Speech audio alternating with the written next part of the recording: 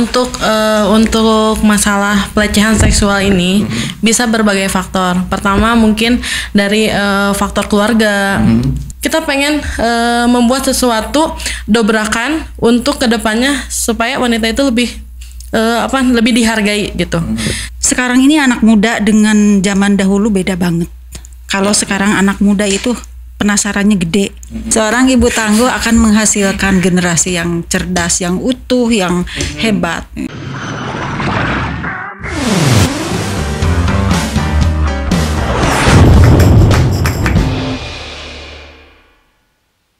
Sebelum lanjut videonya, jangan lupa like, komen, share, dan subscribe.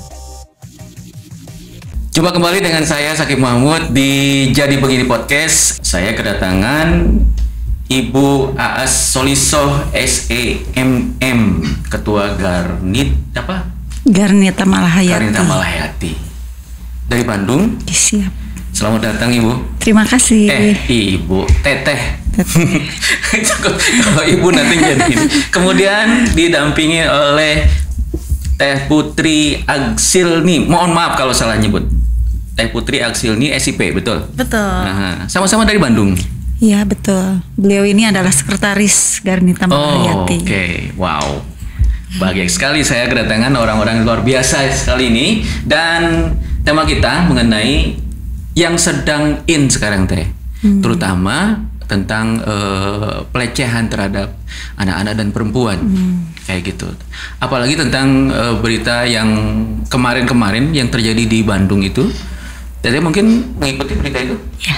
Terima kasih. Assalamualaikum warahmatullahi wabarakatuh. Saya ingin tanggapannya terima kasih. Nih kebetulan kan saya selaku Ketua Garnita Malahayati yang kebetulan terjun langsung di dalam pendampingan terhadap pendampingan. Kita ini hanya pendampingan karena memang kasusnya sudah lama dari Mei 2021. Cuman kemarin setelah mendengar dari baik korban maupun warga masyarakat setempat dari RT, RW, terus tetangganya, memang ini tadinya kasusnya memang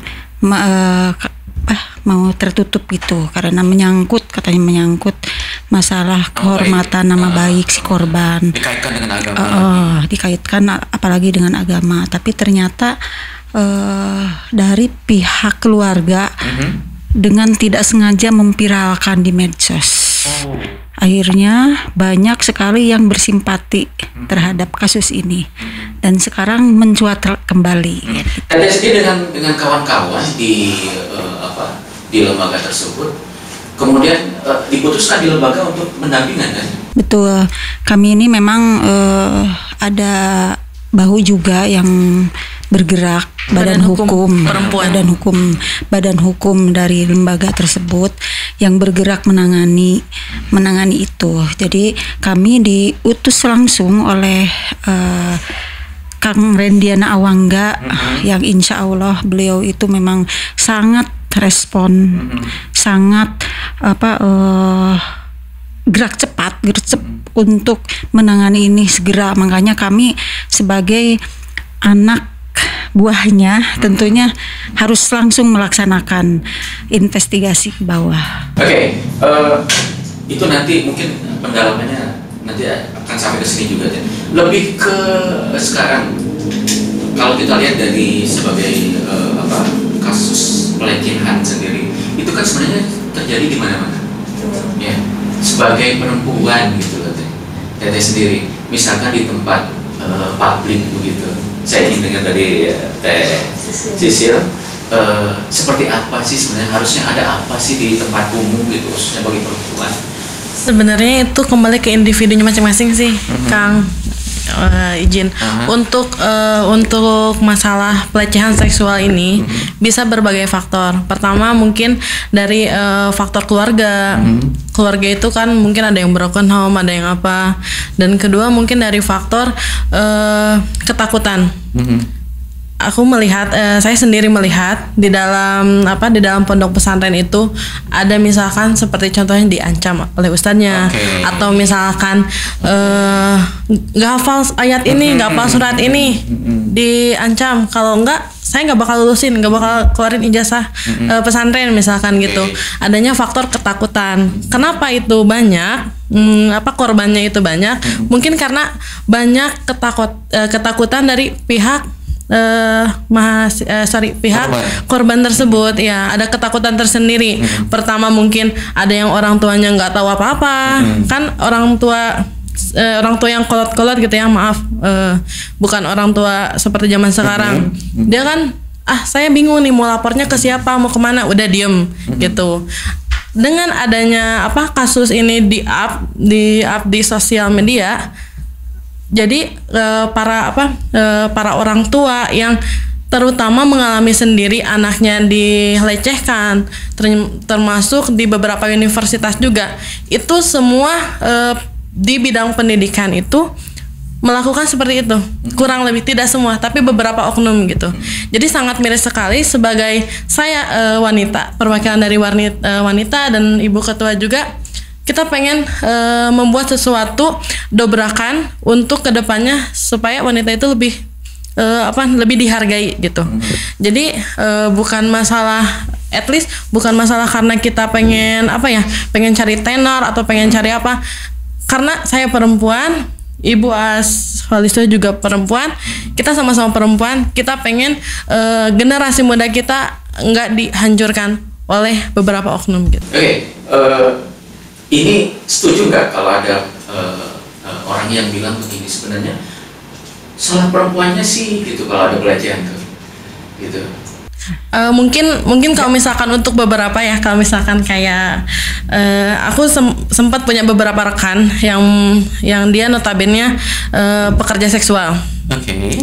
Itu bukan karena mereka karena butuh aja, tapi karena memang faktor ketagihan. Ya, yes. Kalau saya ya menanggapi apa yang tadi Bapak bertanya, Akang bertanya kepada saya, kepada Sisil. Memang pertama kita harus ada perlindungan hukum. Di mana kita sekarang lagi mendobrak agar rancangan undang-undang TPSK itu dijadikan undang-undang.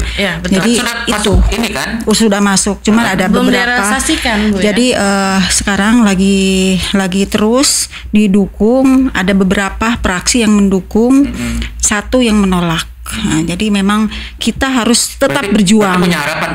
Punya harapan. Makanya perempuan se-Indonesia sekarang bersatu untuk menggulkan agar rancangan undang-undang TPSK itu dijadikan undang-undang. Otomatis kalau misalkan rancangan undang-undang tersebut diundang-undangkan, otomatis perempuan itu akan terlindungi dari apapun. Sekarang saya juga ingin tanya, apakah Teteh berdua setuju dengan ada yang mengatakan juga bahwa sebenarnya pelecehan ini juga ada kaitannya dengan pengetahuan tentang edukasi seksual yang kurang di perempuan? Betul Pak. Makanya kita kebetulan saya juga di penggerak pendidikan. Makanya itu edukasi itu sangat penting. Karena yang namanya harus ada. Karena kenapa? Sekarang ini anak muda dengan zaman dahulu beda banget. Kalau sekarang anak muda itu penasarannya gede, sehingga kalau misalkan itu mencari dengan kemudahan di gadget itu, di internet, di medsos. Nah, dari sini sebagai anak muda, benar nggak rasa penasaran itu besar? Kalau rasa penasaran itu balik lagi ke pengembangan orang tua terhadap kita gitu. Kita dididik nggak sama orang tuanya gitu kan. Ada yang orang tuanya masa bodoh lah sama anaknya. Ada yang orang tua benar-benar ngedidik nih, kamu harus gini padahal anaknya nggak suka gitu kan. Dan lagi untuk kasus pelecehan ini saya sangat disayangkan. Saya ingin tahu gitu bahwa ada nggak sertifikasi itu untuk para ustadz. Karena setahu saya ustadz yang lulus atau misalkan ustadz atau ustadzah yang lulus dari pesantren, betul, itu nggak ada tes psikolog atau semacamnya. Mungkin sebagian ada, sebagian nggak ada ya. Jadi perlu ditertibkan kembali untuk pemerintah. Mohon maaf, masalah sertifikasi ustadz itu layak tidak untuk mengajar di pondok pesantren gitu. Tapi bukankah pemberian gelar ustadz, kiai itu kan adanya di masyarakat? Oh, bukan. Kalau misalkan untuk mengajar itu dari pondok pesantren langsung. Misalkan lulus dari pesantren itu kita kan ada setahun 2 tahun ditawarin buat namanya ngabdi ke pondok pesantren. Mau nggak ngabdi? Misalnya dilihat dari nilainya nih, nilai nahwu shorof, nilai agamanya, nilai bahasa Arab, bahasa Inggris. Sebetulnya saya dulu pesantren 6 tahun. Saya barusan mau tanya tapi udah dibuka dulu. Ya, cuman alhamdulillah di pesantren saya nggak ada seperti itu, gitu. Karena jadi itu hanya oknum aja, gitu. Jadi jangan mengeneralisir ya. Jadi tidak semua seperti itu kan, gitu. Ada juga yang baik. Satu contoh ini yang baik, kan? Mudah-mudahan semuanya. Kemudian tadi edukasi tentang seksual ini. Tadi Tea sudah bilang ini harus sebenarnya gitu sebagai perwakilan mewakili anak-anak muda gitu. Benar nggak sih? Sebenarnya harus juga sih kalau misalkan edukasi, tapi itu kan ada ada tahapannya. Pemerintah menyiapkan nggak edukasi tersebut ke anak-anak muda? Iya. Iya, harusnya seperti itu. Gitu. Pelajaran biologi itu kan biasanya. Kan pendidikan seksual ini adanya di ibu. Biasanya kan di rumah. Iya. Jadi ini harus dilembagakan di sekolah. Betul. Menurut saya harus dilembagakan. Tapi jadi gini Pak, untuk edukasi mengenai seksual itu memang biar udah prepare, udah tahu gitu. Anak-anak kan jadi tahu apa yang saja boleh disentuh gitu, apa aja kan gitu. Jadi memang peran orang tua juga harus betul. Tidak hanya di sekolah. Karena kan di sekolah yang pertama orang tua, yang kedua itu pendidik atau guru. Karena kalau di sekolah itu kan hanya berapa jam. Yang panjang itu kan di orang tua. Betul. Jadi seorang ibu tentunya, bukan bapak. Kalau bapak itu kan pencari nafkah ya, mohon maaf. Tapi kalau seorang ibu adalah mendidik anak. Nah, makanya di Kota Bandung ada 20 menit program 20 menit untuk berbincang dengan anak. Itu kebetulan wali kota yang udah 2 periode ya Pak, zaman Pak Ridwan Kamil itu mewajibkan 20 menit quality time dengan anak. Harus berbincang dengan anak apa gitu keluhannya, terus pelajarannya yang sekarang didapat apa, terus kemana saja, itu harus selalu menyisakan waktu sesibuk-sibuknya seorang ibu, tetap 20 menit itu harus wajib gitu. Selain nanti misalkan kan didahulukan di keluarga ya. Kalau keluarganya betul-betul memberikan contoh yang baik, ibu tentunya ibu. Karena dengerin. Seorang ibu tangguh gak paham iya aja. Seorang ibu tangguh akan menghasilkan generasi yang cerdas, yang utuh, yang hebat. Jadi memang contoh pertamanya adalah dari seorang ibu. Bukannya saya seorang ibu, bukannya saya membanggakan diri saya, tidak menyombongkan diri, karena memang keberhasilan anak itu adalah ibu. Mohon maaf. Mohon maaf. Dan memang betul kalau kecerdasan itu dari ibu gitu. Nah kali ini saya ingin lebih ke sebenarnya tadi kita tentang pelecehannya ya, proteksinya gitu loh. Apakah sudah ada katanya kita lagi ngerancang nih regulasinya. Realisasinya sudah sampai di mana itu sekarang? Kalau realisasinya yang saya tahu karena memang itu pusat ya Pak ya. Jadi saya hanya informasi dari ini dari medsos atau dari dewan-dewan yang ada gitu ya. Memang sekarang itu lagi dirancang dan karena memang ada beberapa, mohon maaf ya, ada beberapa yang setuju, ada juga yang setuju. Jadi sekarang lagi terus-terusan Pro kontra. Ada. Lalu Teteh sendiri di daerah fungsinya sebagai apa kalau itu? Saya pertama Lebih ke mendorong saja. saya lebih ke mendorong dan mendukung. Otomatis kalau misalkan di daerah button up banyak yang memberikan dukungan terhadap lembaga tersebut, otomatis nanti kan didengar gitu. Oke. Jadi lebih terlembaga lah itu aspirasi. Ya betul. Memang kalau misalkan kita hanya perorangan nggak akan bisa. Jadi harus melalui lembaga. Jadi kita bikin seruan-seruan kepada kaum perempuan bagaimana rancangan tersebut jadi undang-undangan, sosialisasi atau ada tindakan juga ya seperti pendampingan tadi. Karena memang kenapa kita ininya ke pendampingan, karena kan memang sudah jelas ditangani oleh Polda, oleh pemerintah setempat.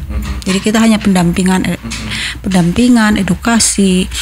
Terus kalau misalkan ada kan katanya kan pada trauma gitu anak-anaknya, anak santriwatinya pada trauma, kita lebih ke memberikan support bahwa masa depan kalian itu masih panjang. Karena ada beberapa yang sudah hamil dan punya anak, Pak. Oke. Sekarang saya lebih ini lagi. Ini agak maaf kalau agak lebih ke pribadi. Boleh.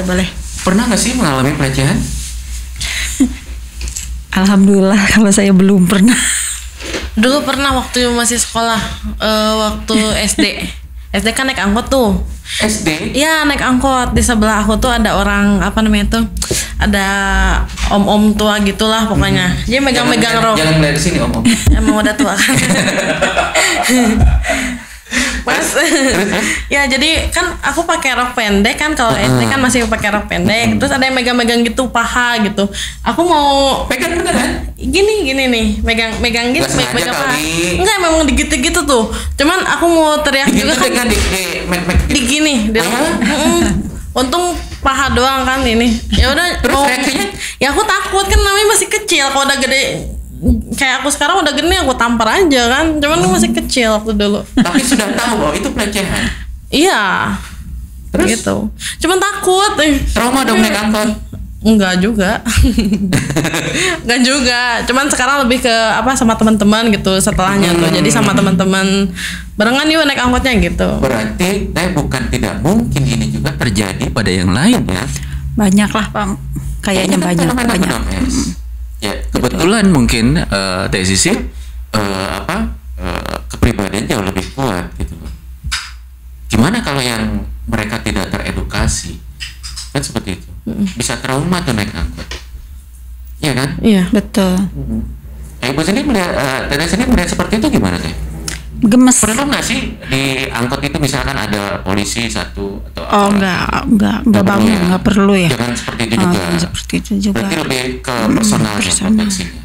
Apa kira-kira ya? Pertama yaitu tadi ya, di rumah orang tua memberikan edukasi. Kedua, guru harus bisa memberikan informasi bagaimana yang namanya yang tidak boleh disentuh. Harus memberikan informasi khususnya kepada anak-anak, karena kan memang sekarang betul Pak, sekarang ini kan contohnya ya, yang sekarang ini usia 13 tahun belum masa ini balik itu udah pacaran. Bukan, udah banyak yang dilecehkan. Banyak. Oke, itu tanya berapa tahun? Kelas berapa? SD kelas 3 gitu. Kelas 3 kelas 4.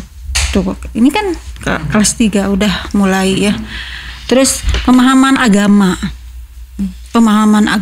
Terus sampai seperti itu kah gitu loh. Sampai ke anak-anak gitu loh, nggak milih-milih sekarang pelecehannya.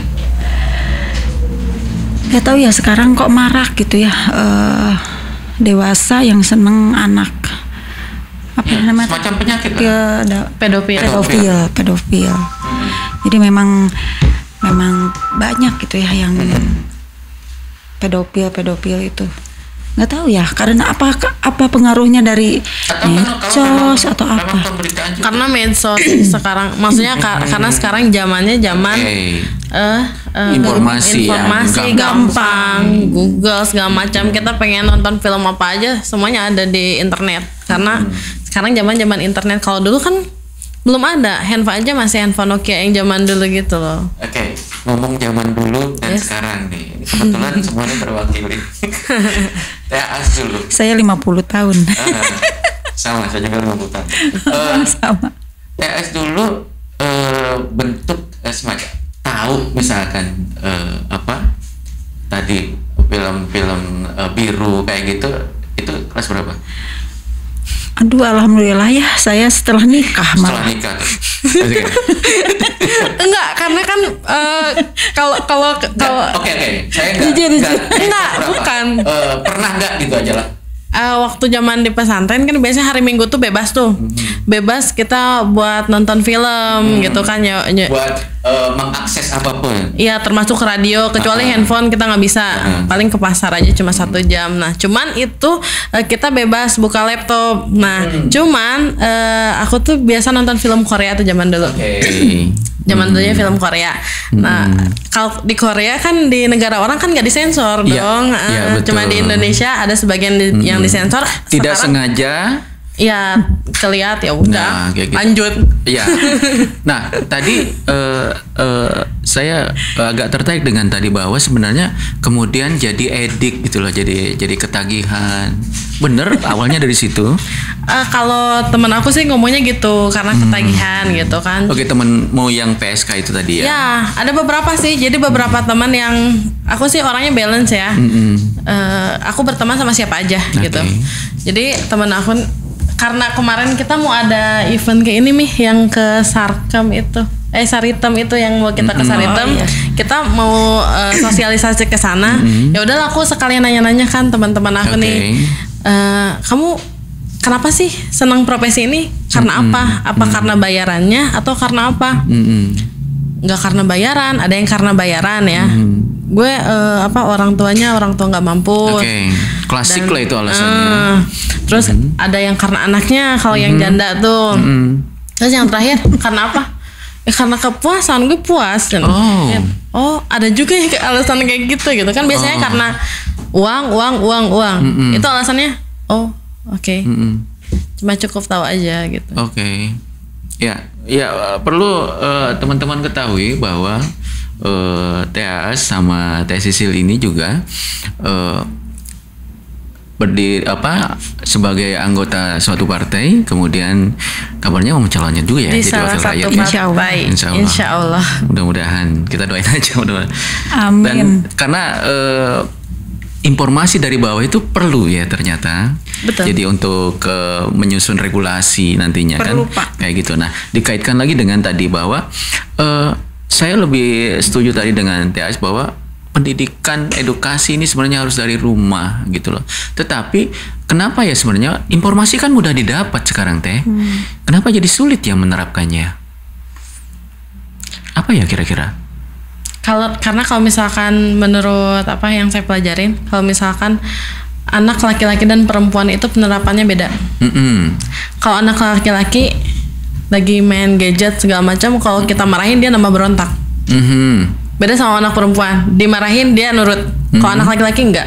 Jadi mungkin sistem penerapannya ada yang kalau laki-laki itu harus secara halus. Nggak bisa dia dicepet-cepet karena dia mainnya logika gitu. Kalau perempuan tuh mainnya perasaan gitu. Jadi sekalinya dimarahin, pundung lah, nangis lah, apa itu nggak masalah. Cuman kalau laki-laki nggak bisa. Teorinya begitu. Prakteknya gimana Teh? Terus gini, kalau kata saya kenapa ya? Sekarang kan informasi mudah. Mungkin para orang tua itu ya kan kita ini tidak tahu ya. Kita ini tidak ada di dalam-dalamnya. Mungkin ya karena memang pertama ya susah memberikan ini menerapkan kepada anak-anaknya. Ya siapa tahu dengan kesibukannya. Oke. mencari ekonomi. Tuntutan hidup. Tuntutan hidup itu kalau kata saya, karena saya aja ya jujur, saya ini kan punya anak 2 laki-laki dua-duanya. Meskipun saya ini sibuk-sibuknya saya tetap ya menyempatkan. Nah, mungkin ada orang tua yang enggak menyempatkan. Karena memang kesibukan mencari sesuatu. Karena sekarang kan sudah nggak zaman seorang istri atau seorang ibu duduk manis di rumah. Nah, sekarang balance gitu.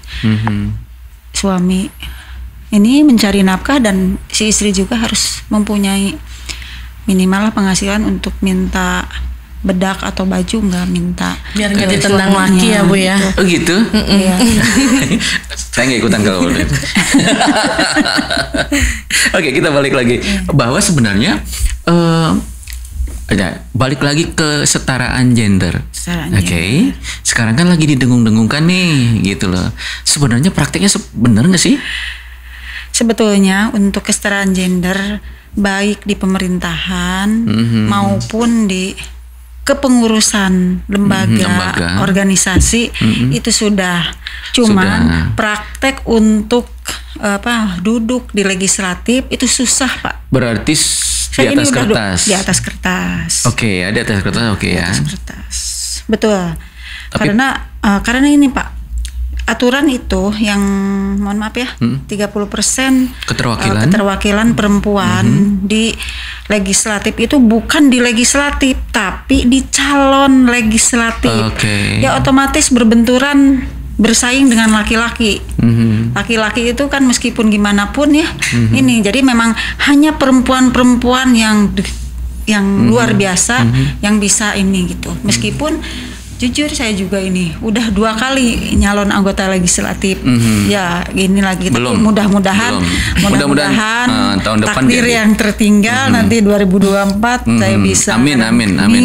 Berarti jangan dilupain yang ada di sini berarti. Ya, karena Pak gini ya, kenapa kita punya keyakinan bahwa kita para perempuan ini harus duduk di anggota legislatif?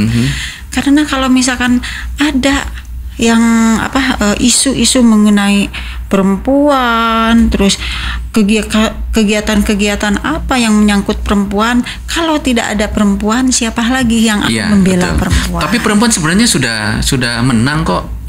Di jalan itu para pengendara laki-laki itu paling takut kalau udah ketemu dengan pengendara perempuan. apalagi mama yang sen kanan belok kanan. Yang sen kiri belok kanan. Saya termasuk kalau udah ada perempuan, aduh, mendingan saya ngalah deh gitu loh. Daripada dimaki-maki. Enggak, bener juga salah kita gitu loh.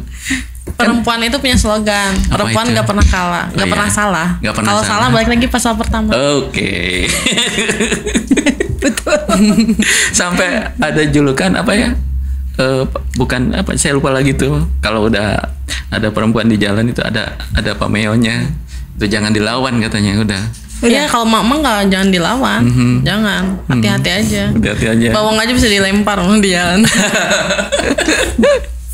Oke, ini balik lagi ke tema kita tentang pelecehan seksual terhadap anak-anak dan perempuan.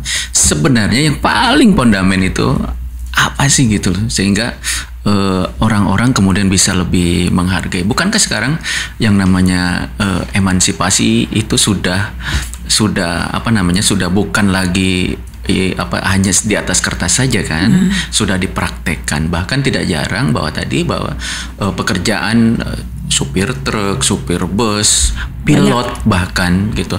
Sekarang kita punya jenderal perempuan. Betul. Kan gitu. Betul. Ya ini kan kesetaraan kan sudah ada gitu.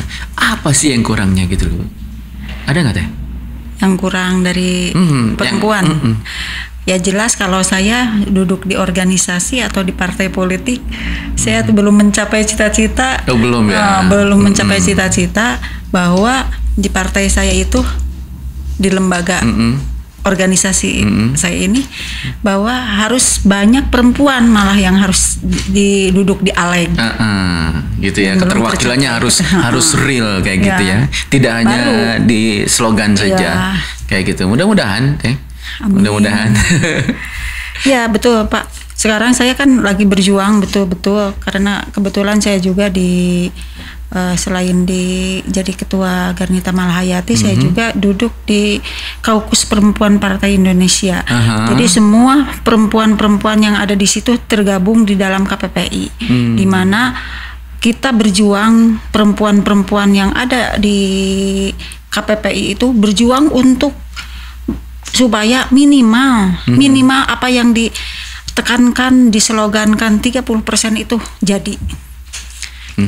Contohnya sekarang yang sekarang di daerah saya itu perempuannya baru ada 6 orang dari 50 kursi. Kan belum mencapai 30%. Iya. Ya 6 kalau nggak salah 5 ya. Belum mencapai 30% aja. Tapi kalau di pemerintahannya ya udah ini lah. Ini kan berbicaranya di ini legislatif. Kemudian kalau Teh Sisil sendiri melihat bahwa sebenarnya kesetaraan ini kan bukan hanya sekedar slogan saja, sudah bahkan gitu loh. Kemudian bahkan sekarang perempuan sudah tidak malu lagi gitu bahwa dia misalkan dalam kartu keluarganya itu hanya ibu tunggal kayak gitu kan sekarang ya kan? Sudah itu kan ibu tunggal sudah ada kan sudah ada kayak gitu. Jadi udah nggak ini lagi, berarti kan tingkat kepercayaan perempuan ini sudah sangat baik toh. Bagus, betul. Gitu. Lalu saya mengalami itu Pak, saya ibu tunggal. Saya dari kecil membesarkan anak saya sendiri. Mohon maaf ya, lebih ke pribadi. Yes, fine. Menyekolahkan, dan sekarang anak saya lagi S2 sebentar lagi selesai, yang satu S1 sebentar lagi selesai. Jadi memang perempuan itu betul apa yang disebutkan, perempuan tangguh. Memang harus tangguh. Karena kalau perempuan itu bisa jadi bapak. Iya. Kalau bapak tidak bisa jadi seorang ibu, tidak bisa merangkap langsung. Kalau seorang ibu bisa menjadi bapak pencari nafkah, yang membesarkan anak-anak bisa, tapi kalau bapak jarang. Kalau ibu-ibu ini semuanya hampir rata-rata teman-teman saya itu semuanya ibu-ibu tangguh, yang memang ibu tunggal, janda. Iya seperti itu. Berarti Tere juga harus banyak belajar sama kan belum nikah. Ya kan nanti kan ada lah setelah ini, mungkin setelah ini ada yang mau hubungi ya, boleh ke kontak teman-teman di sini juga.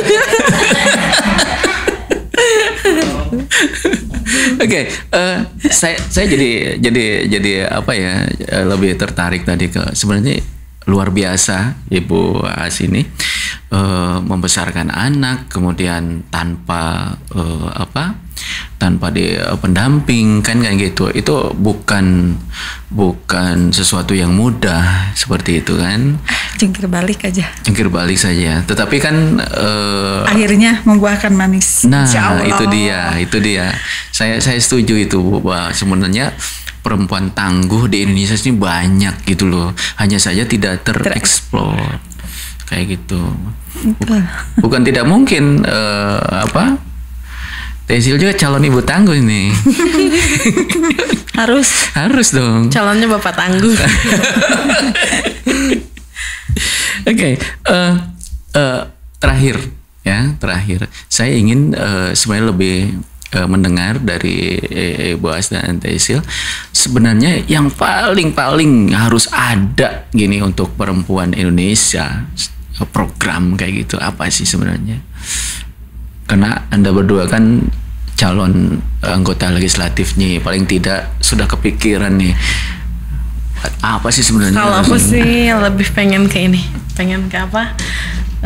pengen bikin satu organisasi kan, karena semua yang prostitusi online atau prostitusi langsung itu punya background pendidikan sebenarnya. Ada yang Mereka orang cerdas sebenarnya kan. Kita bisa mengelola bukan tidak memanfaatkan. berpendidikan. Betul, bukan memanfaatkan mereka. Tapi kita bisa bantu mereka untuk membuat suatu kegiatan. Gitu. Misalkan dengan contohlah kita bisa buka yayasan atau apa untuk orang-orang tersebut, karena teman-teman aku tuh S1, S2, ada yang Jadi sebenarnya segala macam. Mereka itu bukan karena tidak pengetahuan mereka justru mumpuni mumpuni. Tapi jadi mereka tidak mungkin kesempatan barangkali atau semoga aja dari para pemerintah atau dari atas, saya pengen banget menyampaikan aspirasi dari beberapa kawan saya untuk menyampaikan bahwa kita nggak bodoh-bodoh banget, kita juga bisa bangkit, tapi tolong dukung kami, itu aja. Ibu, kalau saya lebih ke skill. Keterampilan perempuan. Okay. Jadi perempuan itu harus dibekali dengan ilmu, keterampilan, dimana bisa memberdayakan dirinya masing-masing. Karena banyak sekali ini, mohon maaf ya, saya ini Pak punya komunitas, mohon maaf, yang sebagai kepala keluarga. Jadi para ibu-ibu kepala keluarga, saya punya anak anak buah sebanyak 80 orang para kepala keluarga. Sama saya dididik untuk untuk nama bisa. Komunitasnya apa itu? Komunitas aja. Oh, komunitas aja. Oke. Malu kalau disebutkan komunitas. Itu dididik. Jadi arahnya skillnya ya. Lebih skill. Apa itu? Skillnya kemana? Apa salon, apa menjahit,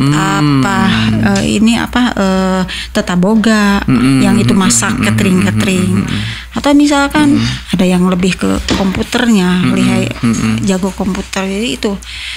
Jadi memang diciptakan si perempuan tersebut setelah mendapatkan skill menjadi wirausaha baru, dan otomatis mendapatkan uang untuk hidup, untuk menghidupi anaknya. Jadi saya ada 80 ini ada 80 teman-teman yang tergabung di dalam komunitas tersebut, dan ini sama saya dididik untuk itu. Kayaknya perlu tuh nanti next nih bisa ibu As punya komunitas nih, bagus ini. Jadi karena tidak tereksplor semuanya kepala rumah tangga. Duda ada nggak apa-apa, sugar daddy. Udah berapa lama itu? Saya dari tahun 2014 punya komunitas itu. Wow. Kalau misalkan yang sudah mendapatkan jodoh, jadi keluar dari komunitas. Begitu. Ya. Tapi masih tetap masih aktivitas, ada. Jadi kontribusinya ada. Jadi saya mendata, mohon maaf, ibu-ibu yang sudah nikah dan sekarang sendiri menjadi kepala keluarga, menjadi tulang punggung keluarga. Nah, di situ saya didik. Awalnya tujuannya apa sih? Tujuannya karena senasib dengan saya. Oke. Senasib dengan saya. Sehingga saya jangan sampai kayak tadi. Saya sangat sedih gitu. Sangat sedih. Mending misalkan saya, mohon maaf ya, misalkan saya, karena memang saya dari dulu juga sudah mempunyai pekerjaan gitu ya. Gimana kalau misalkan ada seorang ibu-ibu yang tidak mempunyai pekerjaan, terus harus mengasuh anaknya, itu gimana? Hingga sampai menggadaikan harga diri. Hingga sampai menjual harga diri gitu. Nah, itu untuk meminimalisir itu, terus sehingga saya mengobrol dengan dinas Badan Perempuan yang ada di Kota Bandung. Akhirnya saya mendata, nyuk-curuk turun ke lapangan. Saya mendata para perempuan yang itu, memang sendiri. Sebandung atau Sebandung saya, Sebandung. Wow. Sebandung ya. Berarti sedikit sekali, masih banyak kayaknya ya? Masih banyak. Kalau se-Jawa Barat kemarin waktu itu saya sama Metro TV di wawancara, gimana kalau se Indonesia? Wah, saya tidak sanggup kalau se Indonesia, se-Bandung aja dulu aja deh gitu. Waktu itu sempet kita ini deklarasi, deklarasi. Cuman memang ininya komunitas para kepala keluarga aja, perempuan nih kepala keluarga. Untuk closing statement ini, Tias, apa yang sebenarnya yang diharapkan dari perempuan? Pertama, saya mengharapkan bahwa seorang ibu itu penentu masa depan anak. Seorang ibu itu sangat penentu masa depan anak. Seorang ibu yang tangguh akan menghasilkan anaknya yang unggul.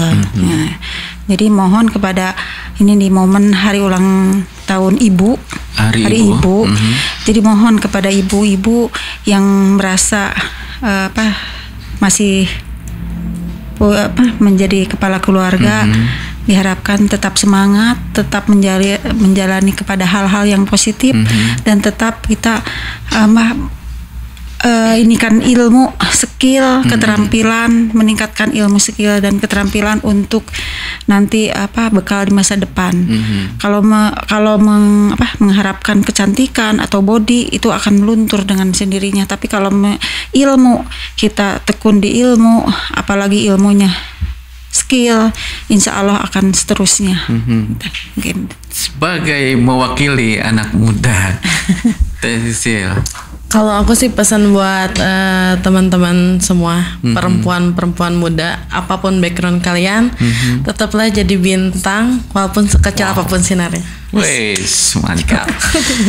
Oke, teman-teman, itu tadi mudah-mudahan perbincangan kita menginspirasi, dan terima kasih sekali lagi. Jangan lupa like and subscribe, kita tunggu ya. Sampai ketemu di penyakan datang. Dadah.